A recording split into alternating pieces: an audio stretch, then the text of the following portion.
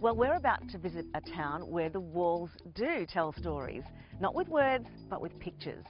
In the town of Sheffield, just a short drive from here, practically every available wall is taken up with large murals depicting the history of the area.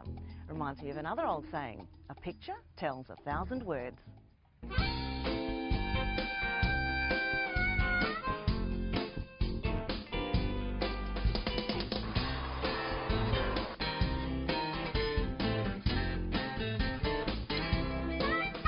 We're here in Sheffield, which is a small country town on the northwest coast of Tasmania, and in the last 20 years we've become known as a mural town, and we have the history of the events of the past and the stories of the people all painted on the walls of the town.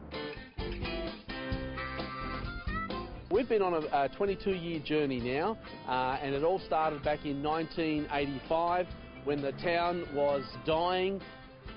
There was a town meeting called, and the shopkeepers discussed what are we going to do, how are we going to turn this town around. The night before the meeting was called, two of the people that were going to the meeting saw a documentary on TV about a small town in Canada called Sheffield.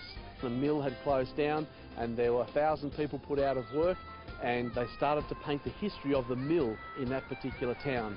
People came to see the paintings, and the town began to reinvent itself. We've done that here in Sheffield, and the success has been a phenomena. Today we have 35 viable businesses, and we have all the necessary services here in this small country town in Australia.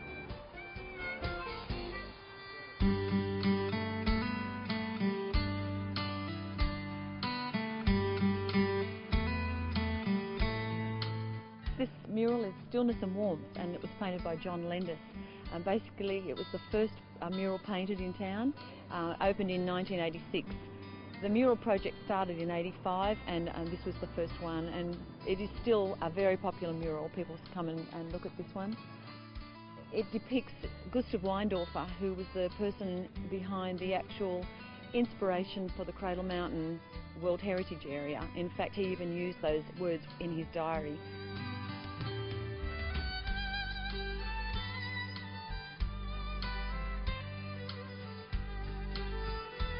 John Lendis and Shane Perdue painted all the early murals, so there'd be a good number of them, probably close to 12 or 14 between the two of them, maybe even more.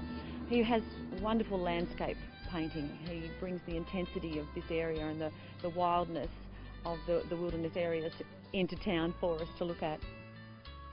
All the murals in town are painted with house paint, and most people would be surprised by that. The visitors love the town. They come and look at the murals and they see and understand the stories and the events of the past.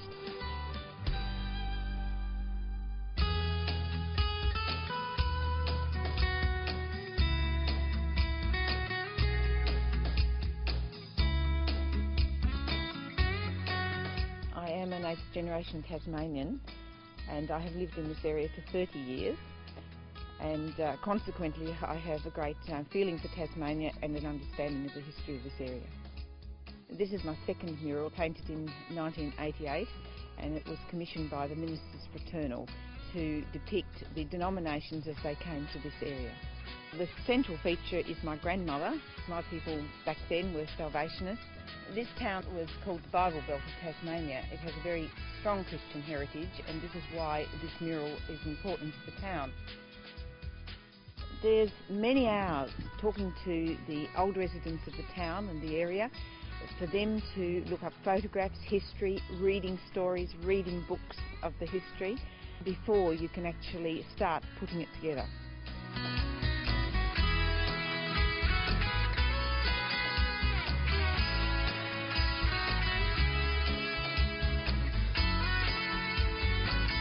I really love them. They're fantastic. It's been a real experience to be here, to have a look. I've been told that there was a lot, but yeah, they're everywhere. It's amazing. I was quite impressed by the standard and the historical things that they show, and you know, the Clydesdale working horses, the postal codes and that sort of thing. You know, you get a real feel for and always, of course, Mount Rowland. Really lovely.